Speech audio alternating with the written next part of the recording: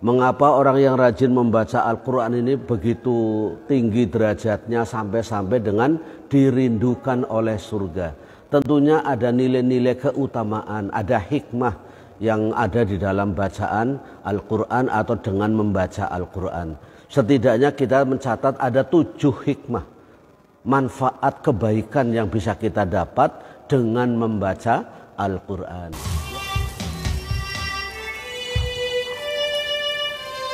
Sebelum video dilanjutkan, alangkah mulianya bila Anda menombol subscribe terlebih dahulu, lonceng biar tidak tertinggal dengan video berikutnya, like, share, dan komen. Terima kasih. Alhamdulillah, berbahagia sekali kita semuanya di hari yang indah, cerah, dan berkah ini masih mendapatkan rahmat, taufik, hidayah, dan pertolongan Allah ditandai. Mari berdoa bersama, semoga salawat dan salam Allah limpahkan pada Nabi Muhammad Sallallahu Alaihi Wasallam. Semoga Allah curahkan pada para keluarganya, para sahabatnya, saudara-saudaranya dari Anbiya wal Mursalin, dan juga seluruh umatnya.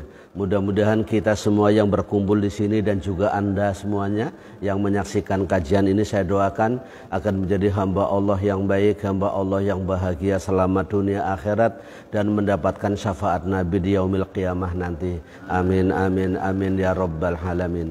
Mengawali kultum kita, monggo bersama membaca lafal basmalah. Bismillahirrahmanirrahim. Sehat sama semuanya? Alhamdulillah. Saudaraku sekalian, kemarin sempat terputus kajian kita karena memang ada kesalahan teknis. Saya ingin mengulas satu kesimpulan bahwa selepas bulan Ramadan kita sebenarnya masih ada amaliyah-amaliyah utama untuk bisa tetap masuk ke dalam surga. Bahkan dalam hadis Abu Dawud yang dinyatakan sahih itu, surga bukan hanya dimasuki oleh orang beriman, akan tetapi ada penjelasan justru surga rindu pada beberapa orang. Dalam hadisnya, redaksinya berbunyi, innal jannata mushtaqatun ila arba'ina farin. Sesungguhnya surga itu rindu kepada 4 orang. Yang pertama adalah talil Quran, orang yang rajin membaca Al-Quran. Mengapa orang yang rajin membaca Al-Quran ini begitu tinggi derajatnya sampai-sampai dengan dirindukan oleh surga? Tentunya ada nilai-nilai keutamaan, ada hikmah yang ada di dalam bacaan Al-Quran atau dengan membaca Al-Quran. Setidaknya kita mencatat ada 7 hikmah, manfaat kebaikan yang bisa kita dapat dengan membaca Al-Quran. Yang pertama, bahwa membaca Al-Quran itu bernilai ibadah.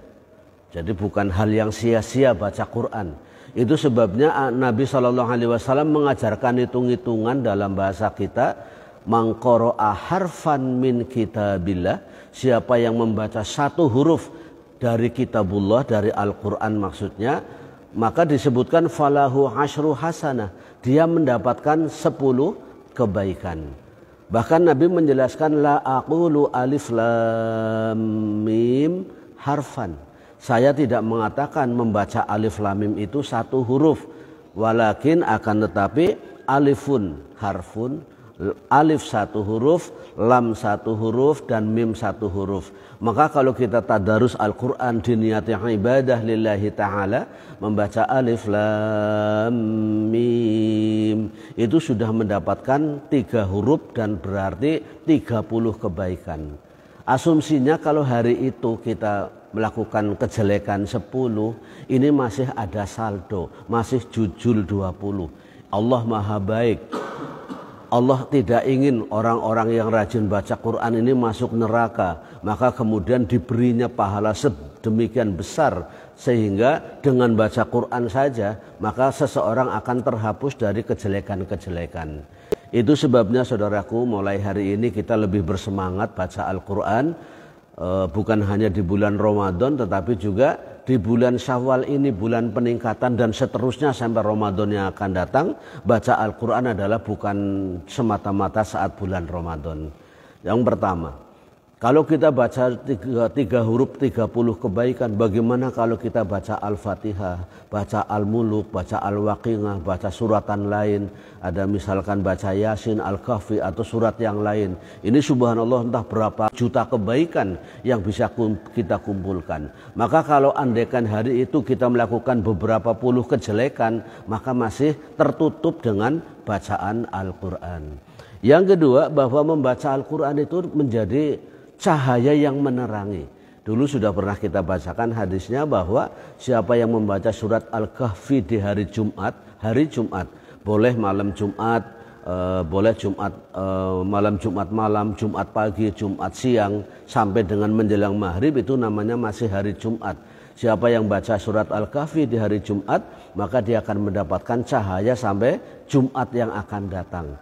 Maka ini bisa dibayangkan, kalau kita bisa membaca Al-Quran lebih banyak dari yang sudah kita baca, maka cahaya yang akan menerangi hidup kita di dunia, cahaya yang akan menerangi di alam kubur kita, akan lebih banyak lagi kalau kita membacanya lebih bersemangat.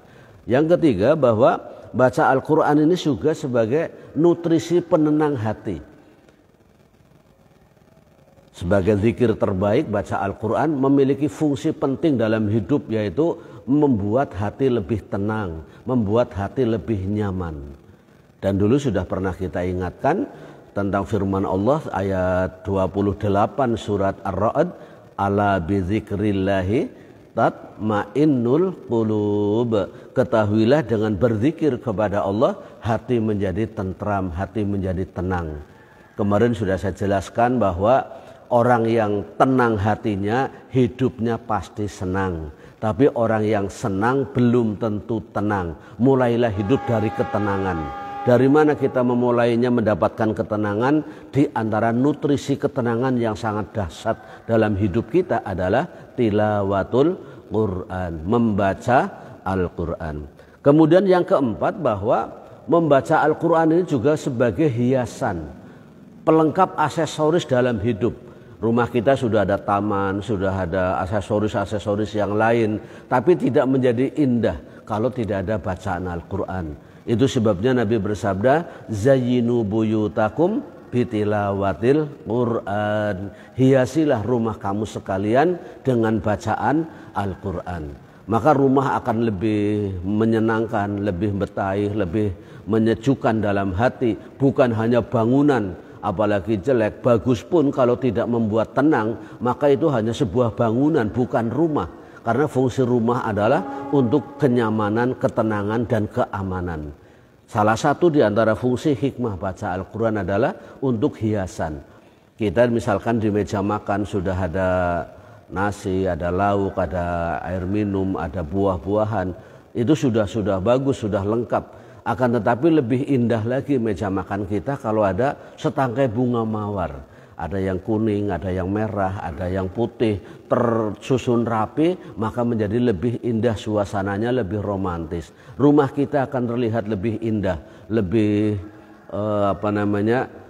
lebih menyenangkan ditempati kalau dihiasi dengan tilawatul Quran. Kemudian yang kelima, bahwa Al-Quran disebutkan dalam hadis Muslim, mangqara'a ayataini fi surah akhir suratil Baqarah fi lailatin. Siapa yang membaca 2 ayat akhir surat Al-Baqarah fi lailatin dalam suatu malam, kafatahu, maka 2 ayat itu mencukupi bagi orang tersebut. Imam An-Nawawi menjelaskan bahwa yang dimaksud kafatahu adalah mencukupi mendapatkan pahala qiyamul lail. Yang kedua, mencukupi dari gangguan-gangguan setan. Yang ketiga, mencukupi dari penangkal kejahatan, baik itu penyakit yang datang, binatang, ataupun kejahatan pencurian dan lain sebagainya. Ini artinya bahwa Al-Quran bukan hanya sekedar bacaan biasa, di antara hikmahnya adalah sebagai pelindung dari kejahatan. Bahasa kita ya bisa buat meruqyah, untuk menangkis atau menangkal hawa jahat. Rumah kita kadang-kadang tidak disadari menjadi tempat berteduhnya setan. Kalau kita masuk rumah tidak bismillah, maka dari mana kita pergi, misalkan dari pasar masuk rumah nggak bismillah, rumah kita ada setan pasarnya. Dari laut nggak baca bismillah, jangan-jangan setan laut juga ada yang ikut. Atau mungkin dari sawah, nanti di sawah ada yang ikut. Dari hutan, setan alas ada yang ikut. Nah, setan-setan itu begitu masuk cari tempat yang nyaman. Oh, sudut sana tuh apok, bau, pating keruwel. Nah, itu setan betah di situ. Nah, saat itulah saat kita membaca Al-Quran, mereka kegerahan, mereka merasa silau. Sehingga mereka akan bubar dari rumah kita. Akan tetapi kalau rumah kita sudah dibaca Al-Quran, Al-Falaq, An-Nas, pagi sore sudah dibaca, kemudian Al-Kahfi sudah dibaca tiap hari Jumat, tapi hawanya masih panas, masih kemerungsung, dikit-dikit ada masalah, perlu diruqyah besar, yaitu dengan membaca surat Al-Baqarah. Dari Alif Lam Mim sampai Wansurna 'alal qaumil kafirin, 286 ayat. Kalau kita ukur waktu ya kurang lebih 2,5 jam. Kira-kira baca Quran 2,5 jam kuat enggak ya? Enggak kuat? Nonton TV 3 jam kuat? Kuat? Masya Allah. Iya. Tadarus WA 1 jam kuat? Nah, kalau tidak kuat baca Al-Quran 2,5 jam, karena memang itu 3 juz lebih ya surat Al-Baqarah itu, dibikin bergantian. Misalkan suami 1/2 jam, ibu 1/2 jam, anak yang besar 1/2 jam, terus nanti adiknya kembali ke bapak lagi, ini 1/2 jam lagi, maka akan terselesaikan. Minimal 1 bulan sekali lah rumah kita dibacakan surat Al-Baqarah, biar tidak banyak masalah di rumah, biar tidak banyak setannya. Kalau sendok jatuh, gelas pecah saja jadi masalah, jadi berantem, ini berarti rumah Anda sudah banyak setannya. Itu harus diruqyah, baca surat Al-Baqarah dari awal sampai akhir. Yang masalah ruqyah tadi, Nabi memberitahukan kepada kita bahwa bacalah oleh kalian surat Al-Baqarah, fa innal baita allati tuqra'u fihi suratul Baqarah, karena rumah yang di dalamnya dibaca surat Al-Baqarah, ya firru min husyayatin, akan bubar lari pontang-panting setan-setan, hattal batolah, sampai teluh sekalipun. Nah, jadi teluh ini biasanya setan yang dikasih pelindung oleh para dukun. Kalau ibarat kayak sekarang, kalau baca Quran itu bercahaya, bersinar, mungkin dia dikasih kacamata hitam ya, biar nopo nggih, enggak silo dengan bacaan Quran biasa. Tapi dengan bacakan Al-Baqarah dia akan terusir dengan sendirinya. Hikmah baca Quran salah satunya adalah sebagai ruqyah. Kemudian yang keenam, hikmah baca Al-Quran diantaranya adalah sebagai syafaat. Nabi bersabda, Iqra'ul Quran, bacalah oleh kamu sekalian Al-Quran, fa innahu syafi'un, karena baca Al-Quran itu akan menolong, menjadi syafaat li sahibihi yaumal qiyamah, bagi pembacanya nanti di hari kiamat. Saat orang akan menyeberang as-sirat, yaitu jembatan yang licin, yang nanjak, yang tipis, ini akan bermanfaat besar baca Al-Quran. Maka kakinya akan kuat, jalannya akan tetap teguh, tidak terpelanting ke dalam neraka jahanam. Ini salah satu di antara hikmah tilawatul Quran, membaca Al-Quran akan menjadi penolong. Mulai hari ini Qurannya dikeluarkan dari lemari, karena kemarin lebaran ya, Quran masukin lemari, sogi kapur baru, semen nggak digerumut coak. Sekarang keluarkan lagi, dibaca dan dibaca. Biarlah Quran menjadi bodol, kemudian kalau rusak beli lagi. Ini manfaat daripada hikmah baca Quran luar biasa. Satu, manfaat baca Quran bernilai ibadah. Yang kedua, memiliki cahaya yang menerangi. Yang ketiga, sebagai nutrisi penenang hati. Yang kemudian yang keempat adalah sebagai hiasan dalam rumah kita. Kelima, bisa berfungsi sebagai ruqyah. Dan yang keenam adalah berfungsi sebagai syafa'ah, pemberi perlindungan ataupun pemberi pertolongan di hari akhirat nanti.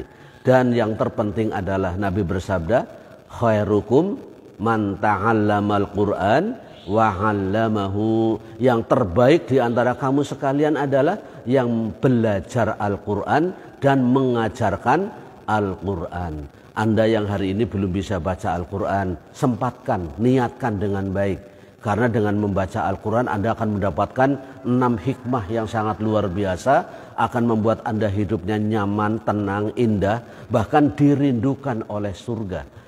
Karena itu belajarlah mulai membaca Al-Quran. Hanya butuh 40 jam untuk bisa baca Quran. Kalau Anda hari ini berniat berhijrah kemudian belajar Quran dengan baik, 40 jam kemudian, kalau seminggu sekali 1 jam, maka 40 minggu kemudian berarti Ramadannya akan datang. Anda sudah nerenteng baca Quran, ngertos nerenteng buatan itu, lancar sekali. Jadi ini penting untuk diperhatikan. Lah kalau memang sudah tidak mungkin baca Al-Quran dengan cara belajar, ya ayat yang sudah hafal, suratan yang sudah hafal, dihafalkan berulang-ulang sebagai bentuk tilawatul Quran, membaca Al-Quran. Mudah-mudahan ada manfaatnya yang kita sampaikan. Saya berharap Allah menganugerahkan pada kita cinta Quran, cinta baca Quran, dan cinta belajar Al-Quran agar hidup kita dirahmati oleh Allah Subhanahu wa Ta'ala. Akhirnya saya doakan Anda yang mengikuti kajian ini sampai akhir, mudah-mudahan Anda sehat selalu, berkah rezeki, akur keluarganya. Semoga kita semuanya husnul khotimah matinya. Semoga kita bisa reuni akbar di alam surga nanti. Amin, amin ya robbal alamin. Kita akhiri dengan hamdalah dan kafaratul majlis. Alhamdulillahi rabbil alamin. Subhanakallahumma wa bihamdika asyhadu an la ilaha illa anta astaghfiruka wa atubu ilaik. Assalamualaikum warahmatullahi wabarakatuh. Terima kasih.